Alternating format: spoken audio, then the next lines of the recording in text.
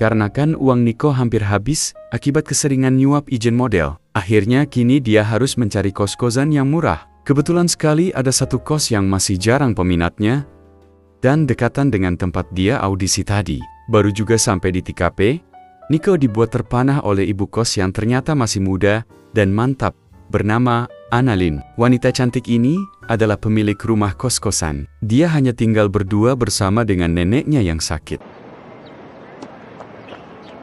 Hello? Ito... Ikaw ba yung tumawag? Oo nga. Saka, papakita ko sa iyo yung kwarto.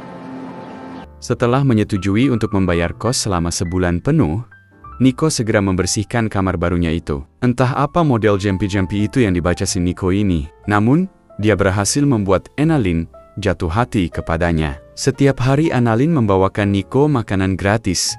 Bahkan, tak jarang juga dia membantu merapikan kamar Niko. Sige. Lulutuan ko na lang kayo ng merienda. Inang